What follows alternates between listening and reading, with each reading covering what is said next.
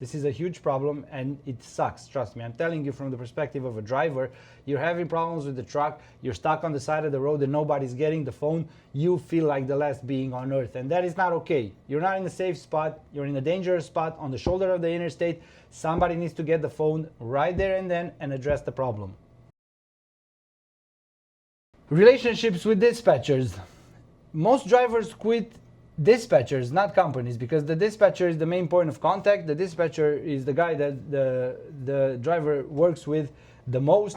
So if that's not being ran well, if that's not a good relation, most likely the driver will leave. Make sure your dispatchers understand this and make sure they pay the extra care to take care of the drivers, because then drivers are going to take care of you. And then lastly, equipment. The newer the equipment, the more drivers will like it, obviously. Not everybody can afford new equipment. We know this already, so sometimes you got to make it work with what you got. But I do highly recommend, if you're missing any of this, guys, overcompensate on the other ones, because otherwise you're falling short.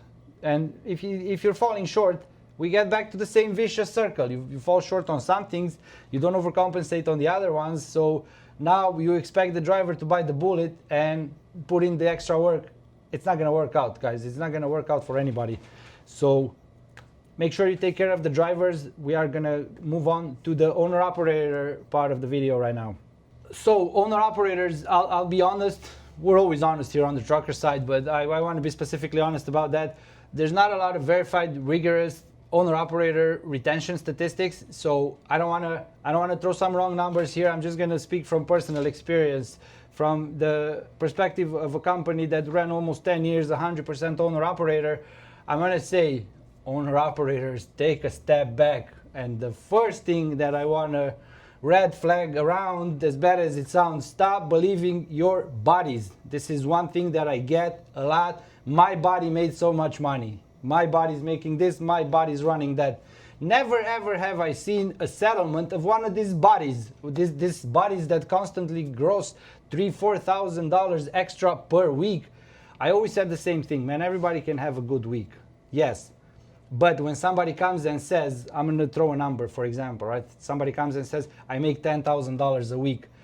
I'm going to expect you to bring me 6 consecutive weeks where you made $10,000, or shut the hell up, because you're not making $10,000 a week unless you sustain it weekly. If you don't sustain it weekly, then your average is lower. So this whole rumors, I understand egos, guys, trust me, I understand egos. Stop talking to your friends out of ego and telling them how much money you make, because you're putting them in the hole. Then they think they're doing bad when they might be doing good. I've seen people that made these mistakes. They had a good, safe, great paying job as an owner operator.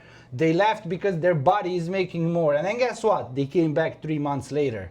Why? Because their body was making so much money. Verify your sources. I'm not saying your body's lying to you. All I'm saying is when I see this happen, I think what happens is what people call wishful thinking. Yes, you have a good week and then you think that's what you make weekly. Get back. Get back on earth. Run your numbers properly. Numbers don't lie. And when you talk to your bodies, give them real information. Give them real information because it's only going to help them out.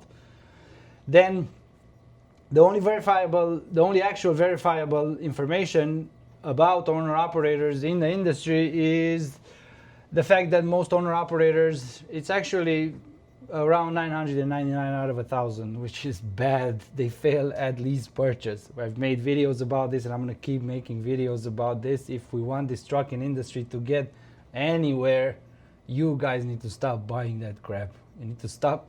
You need to understand the way that system works. You need to understand this lease purchase where the companies just buy equipment and then resell it on the cost of drivers.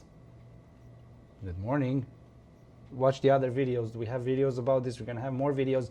Ask questions, and ask questions to people that want to help you, not to people that want to sell you something. Don't ask your questions about lease purchase to recruiters that want to get you in through the door. Ask those questions to people that been there before, people that did it. They're going to give you better information. You're going to benefit off of it way, way more. So yeah, I don't want to keep this, the lease purchase is not the point of this video, but I did have to bring it up. Watch the other videos about lease purchase and you'll see exactly what I mean.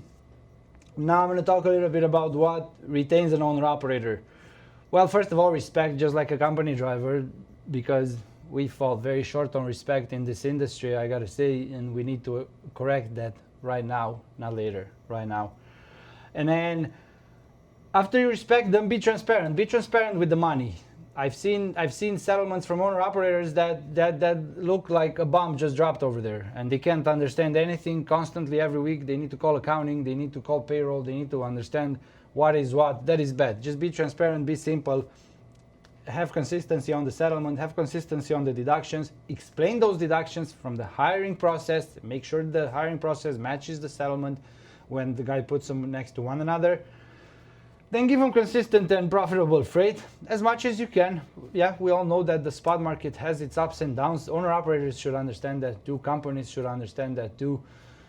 That's not something we can really change, but we can change the turnover. We can change the retention. If every one of us shares this video and takes a step towards it, we're going to be in a whole other spot. Not to get sidetracked again, what retains owner operators? Fuel and maintenance support. Yeah, I want to break this down too, guys. I know how much the fuel discount means for a small company, but also I want you to understand how much retention means for your company. So balance that out. Don't just think about the fuel discount you don't give owner operators, or the maintenance support you don't give owner operators. You don't have a person in the office that can get the phone because owner operators need to take care of their own stuff. Yeah, they do need to, but when they cannot, you can help them. If you work together and you're business partners, you can help them. That's going to go a long way for both parties, and it's going to create a solid relationship that everybody's going to benefit out of. So have that support in the office for your owner operators, for fuel, for maintenance. Make sure you're there for them. Some of them might be new. Some of them might be more seasoned owner operators, but maybe they worked with companies that didn't help, so they are used to a bad model. Improve that.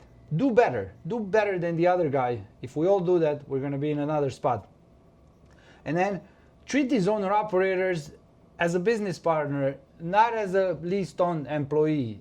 These guys, when they come to you with the truck, they've taken some steps, they've taken some risks, they've invested some money, they've put some time to get there. Respect that. Respect that. Don't just take it for granted. Don't just get him in and run him however you want. Talk to him, understand what he wants, understand what he needs. If what he wants is not sustainable or attainable, tell him, explain him why it's not, rather than telling him, yeah, we'll take care of this, get on the road, and then end up disappointing him. That is not gonna help at all. Okay, now for the last part of the video, I'm gonna talk a little bit about what drivers should do, both company drivers and owner operators. Just a few, helpful tips to kind of get your consistency on and get your career on a better path. Basically, the best thing you can do is slow down your decision to leave. So if you feel like you need to go somewhere else, take a step back, reconsider. Before you pull the trigger and say, hey, I'm leaving, I found another company, make sure you thought it through, make sure you thought of everything, make sure you also see the good. There's good and bad in all situations, and sometimes when we're frustrated, we only see the downside. Take a step back, reconsider, think about it with a clear mind, and slow down your decision to leave, because that might just be the best thing you ever do. Most of the 90% turnover is lateral. You get the same job in a different place, and then it just doesn't benefit you at all. You had a gap in pay, and now you're working with people you don't know. So how did that benefit you? Drivers who do stay, they build seniority, they build dispatcher trust, they end up having better freight. If they work with the same dispatcher, they end up knowing when they're getting paid, how they're getting paid, they end up knowing the problems or challenges with the company, and they end up working with them differently because they know them ahead of time, and they almost always end up better off than the sign-on bonus chasers. By the way, guys, that's a myth. There's no such thing as a sign-on bonus in trucking. Let's wake up to this aspect. A sign-on bonus would mean you walk through the door, they give you a check. Nobody does that. They spread your sign-on bonus through the first 6 months, and they just make it look like it's a sign-on bonus. Red flag. I'm going to make a red flag so I can flash it around here. Just wait for the next video. Then, for company drivers, don't job hop on impulse. The grass is rarely greener on the other side. It might seem like it, but most of the times it's just a recruiter that's trying to do his job. He's trying to bring in people. He might even get paid by the number of people he hires. Don't put yourself on that list. Make sure you survive the first 90 days before judging. Give it at least 3 months so you can see the ups and downs. And again, if It is that bad where you cannot do 90 days, 3 months. You made a mistake when you chose them. You made the mistake in the research area, in the research phase, and did not do your due diligence. You got to own that. If you want your career to get better, you got to own that and do better next time. You need to understand, when you talk to a recruiter, you need to understand the situation past the cents per mile. Everybody's chasing the highest cents per mile. Well, let me tell you something, guys. If you run 1,300 miles a week, it doesn't matter how much you get paid per mile. You can get paid $1 per mile. You're still not making the money you need to make. You're still out on the road. You're still in the truck. You're still at the truck stop. You're still not around your family or your loved ones.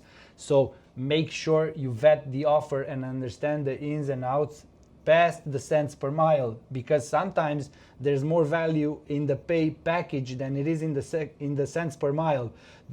You might find companies that will pay for your home time, they will pay for your downtime. Yes, the cents per mile are not as high, but then when you round things up, you make better money whether you drive or not. So don't be chasing those 80 cents a mile that you think. I've heard this so many times, and I want to address it. People here, 80 cents a mile. I can't drive 3,500 miles a week, so there's 3,000 a week. Nobody cares what you can drive. If they don't give you those miles, it doesn't matter that you can drive them. You will drive less, you will drive the miles they give you, and you will get paid accordingly. So think about it. If you drive 1,200 miles for 80 cents, do the math. You're not even getting $1,000. So it doesn't matter that they pay you 80 cents. It matters what value you have in the overall package and how that translates into your settlement. That's what you need to be looking out for. That's when you need to understand your home time. That's when I advise everybody, talk to other drivers, ask the recruiter to give you phone numbers from other drivers, watch reviews, watch websites, watch company behavior, and then trust me, all the answers will be there. And then once you do get going, track your own miles, your hours of detention and everything, and try to kind of, when you get your settlement, compare those to the company, see where you are, see where everything is at, and make sure that everything is looking good. Then for owner-operators, what can you do as an owner-operator to not be a part of this turnover and get yourself some consistency? Well, first of all, treat lease purchase as a red flag. Understand that that's a red flag in the industry. Treat it accordingly. Your life will get better. Very few people finish it. If you want to be an owner-operator or a lease owner or a lease operator, find another way. Don't go with lease purchase. Then know your true cost per mile for every load that you run, and understand averages, because this is an aspect that I've been seeing a lot. People say, well, my cost per mile is 160. I cannot get this load for 140. Well, you need to look at the average for the week, because you might be in an area where that's the only rate you'll get. You most likely got good money to get in, but forgot that since yesterday. Shame on you for that. You need to understand the whole picture. So if you got good money to go in and you get some money to get out, in some cases it's better than the other option that I've heard, where people are like, well, no, I am just gonna drive empty. That's bad business, because now you pay for fuel, now you pay for your truck note, you pay for everything, but you got no money coming in. Some money is better than no money. Anybody that ran a business successfully will confirm that. So this whole pride of I'm not hauling this load because it doesn't pay enough does not belong in a successful person's mindset.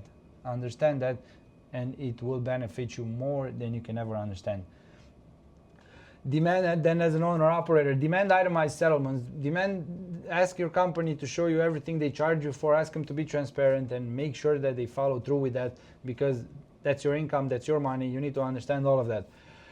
Build a cash cushion so you can say no to loads if you have to, so you can take some home time if you need to, so you can easily use your home time, or if you have an emergency, make sure it doesn't affect your business. So build that cash cushion so you can rely on, and optimize your work. Optimize your work for every day. Don't let any day go by, because expenses don't forgive you. Expenses don't take a break. So then make sure you account for that consistently. I'm going to talk about some things that a trucking company can do, that a motor carrier can do. I brought them up before, but I'm going to sum them up real quick here. Build the first 90-day program, check-ins the first day, the third day, the first week, the second month, the third month, make sure somebody follows up with the driver. Make sure you listen to him. He might have a small problem that turns into a big problem. Make sure you catch that ahead of time so you can keep your flow going and keep your driver happy. Pay for all the time that your driver is there as much as you can. Trust me, I understand the financial challenges in trucking. I'm not gonna sit here and say that, yeah, we gotta pay drivers more, we gotta give more money to drivers when the money is not there. I do understand the dynamics, but I think that overall we can do better. We can do better programs for drivers so that they can have consistency and security in their lives. Then make home time a kept promise. Guys, this is bad. This is a major one. As a trucking company, you're playing with your drivers' home time. These people have families, they have kids, they have pets, they have responsibilities, they have chores, they have stuff they need to do at home. Stop messing with that.